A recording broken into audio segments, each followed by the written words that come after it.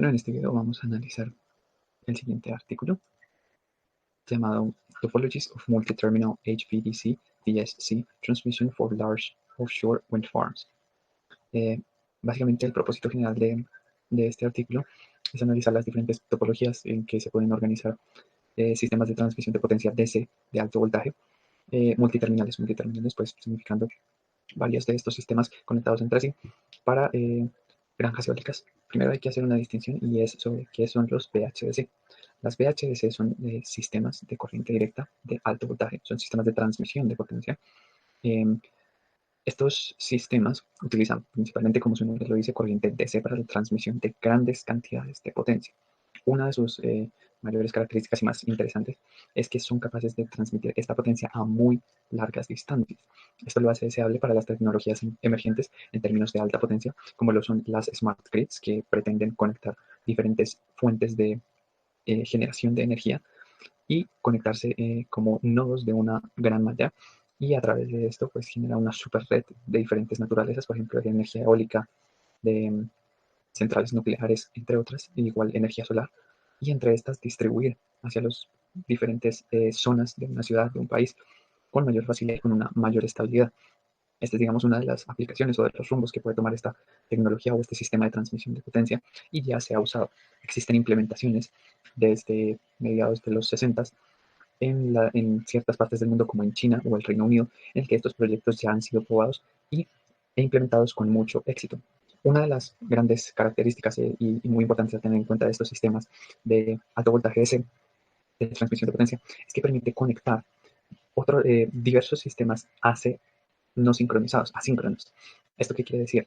Que podemos conectar, por ejemplo, en una sola matriz, en una sola sistema, diferentes subsistemas o subestaciones que estén corriendo a diferentes frecuencias, por ejemplo 50 y 60 Hz, algo que antes o que sin esta tecnología se ve como incompatible o inconcebible. Sabemos que trabajar a 50 Hz y 60 Hz tiene implicaciones diferentes, pero esta transmisión de potencia mediante sistemas HVDC lo hace posible.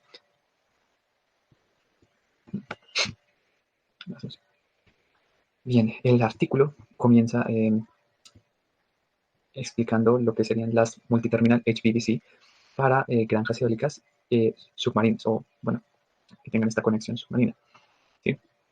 Esta es la primera imagen que muestra el artículo, y en esta presenta precisamente un esquema de una de las topologías o un esquema de las topologías de cómo podría ser de cómo es implementada realmente estas tecnologías. Como se puede ver, a la izquierda se encuentran diferentes granjas eólicas con conversión con diferentes formas de conversión de energía, y todas están dirigidas a través de una red offshore pues bastante grande, de una escala y de una magnitud bastante grande, que entre sí pues se juntan para después proveer a sistemas onshore terrestres. En primera instancia, y gracias a esta figura, podemos empezar a pensar que las implicaciones pues pueden ser no solo de compartir energía de una manera local a larga distancia, sino también entre diferentes países, y así solucionar, digamos, la diferencia o la diversidad que hay en los manejos de potencia en un país. Bueno, esto ayudaría a que la transmisión de energía sea un poco más equilibrada y sea un poco más homogénea entre los sistemas que compartan esta red de energía y de transmisión de potencia.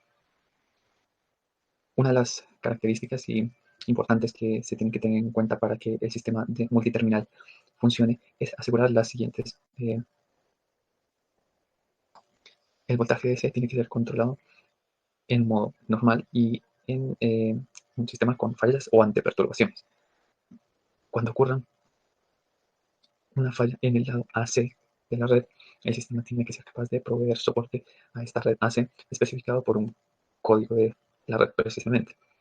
Y pues, por último, en caso de cualquier fallo en la red o el convertidor, el sistema tiene que asegurarse de que no haya un cambio en la potencia suministrada a la red AC. Una de las cosas importantes de tener en cuenta, por supuesto, es el control, ya que se están juntando diferentes terminales en una red única, pero cada una tiene características y parámetros de funcionamiento muy diferentes, y tiene que existir una manera de controlarlos todos entre sí. El artículo resalta diferentes formas. Una de ellas es la operación por maestro esclavo, es decir, una de las centrales o unidades HVDC se va a encargar de controlar el voltaje DC de todo el sistema. Esta pues va a operar como cabeza y enviará, digamos, como el control a los diferentes unidades conectadas a la misma red y asimismo gestionará los fallos. Asimismo también existe el control coordinado, donde todas entre sí de manera coordinada van precisamente controlando el suministro sin comunicaciones. Cada una tiene una relación lineal entre el voltaje de HVDC y la potencia extraída. Gracias a esta relación lineal son capaces de controlar cada unidad por sí misma de manera independiente la forma en que entrega la potencia a todo el sistema. Y finalmente existe sin comunicaciones. Básicamente esto lo que significa es que complejos sistemas puedan ser implementados. Bien, ahora llegamos al punto, digamos, más importante de lo que sería el artículo y es precisamente el análisis de cada una de las topologías multilaterales. Comenzamos con la topología punto a punto. Esta tecnología se muestra en esta imagen, la figura 2, donde, como su nombre lo dice de manera muy explícita, la tecnología se presenta de punto a punto, es decir, la central o la granja eólica está conectada a una central final, a un punto final donde se va a proveer la energía, la potencia. Pues es una relación uno a uno y de esta manera pues también están de algún modo desconectadas entre sí, ya que es una relación directa entre el punto inicial, entre el inicio del sistema de la transmisión, que es la granja, y la energía final entregada. Una de las ventajas es que no es muy flexible. La razón de que no sea muy flexible es que si existe una falla, pues se debe ejecutar una acción que corte la transmisión de energía y por lo tanto la unidad generadora se pierde. De esta manera no existe, digamos, una forma de controlar todas las unidades al unísono de manera síncrona y de esta forma pues se pierden también una a una en caso de algún fallo. Bien, la segunda topología es la topología de anillo mostrada en la figura 3. En este caso puede operar de dos formas, en el anillo cerrado o en pues anillo abierto, ¿no? Ciclo abierto. Dependiendo de estas, pues el control es diferente y en algunos casos, en el caso del abierto, algunas unidades tendrán que proveer, digamos, toda la potencia del sistema a través de él. Eh, la forma en que se manejan las fallas o las perturbaciones sobre este sistema es que cuando ocurre una falla en una de las unidades se desconectan los breakers que conectan esa unidad con la unidad con las unidades pues, contiguas para evitar que la falla se propague o genere fallas en todo el sistema. De la misma manera se puede aislar, bueno, se desconectan primero los breakers que conectan el resto del que cierran el anillo. De la misma manera después se puede aislar dicha unidad y una vez que la corriente de la falla llegue a cero, se pueden conectar nuevamente breakers apropiados para reincorporar la unidad al sistema. También se tiene la topología tipo estrella, mostrada en la figura número 5. En esta se puede ver que no es un tipo de topología muy deseable, sencillamente porque la única conexión que existe entre todas las subestaciones proveedoras de energía de las granjas eólicas es un solo nodo en común. De modo que una falla en este sistema, en el nodo común, podría básicamente dejar fuera de línea a las demás, al sistema completo. De esta manera, pues no es nada deseable. Una de los cambios que se hacen o una de las modificaciones que se le hace a este sistema es la topología estrella con un anillo en el centro. Esta, si bien es una modificación del circuito en estrella, funciona más o menos parecido, tiene la ventaja del circuito en anillo normal, y es que básicamente cuando existe una falla en una de las subestaciones, esta se puede desconectar mediante el uso de breakers, aislar la falla y nuevamente reincorporar cuando se esté recuperado el sistema. Y el sistema puede seguir funcionando sin una de esas subestaciones con falla. Y una de las dificultades que tiene también es que la implementación de este anillo debe ser, por supuesto, en tierra, donde deben estar puestos los breakers y los sistemas de aislamiento en caso de fallas. Pues este no es tan muy deseable porque precisamente la idea de estos conversores, de estos transmisores de energía HVDC, es que se manejen pues offshore, que es pues marítimos y a largas distancias. Entonces, estratégicamente tendría que existir un territorio común que conectara todas esas subestaciones para poder recrear esta topología. Bien, finalmente en el artículo se presenta un estudio de caso en el que se aplican las diferentes topologías descritas en el artículo con 4 granjas eólicas de 1000 megawatts y 4 subestaciones también de 1000 megawatts conectadas a la red principal. Ahora, pues se hace un análisis de cada una, se presentan tablas al respecto, presentando, digamos, las mejores características de cada una y pues las otras características que no son tan deseables.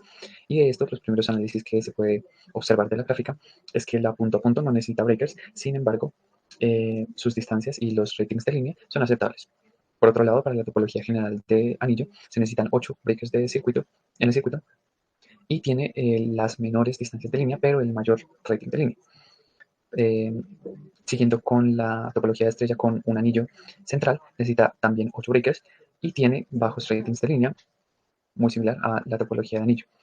Finalmente, la estrella, nuevamente, con un anillo, necesita solo 4 breakers, pero las distancias de línea son considerablemente altas. Acá podemos ver cada una de las figuras del estudio de caso ante una falla. Tiene las comparaciones de cada una de las topologías, considerando la comunicación entre los subsistemas, la flexibilidad, si existe redundancia o no en el sistema, y también si necesitan o no una plataforma offshore, es decir, si incluyen una plataforma pues, marítima, ¿no?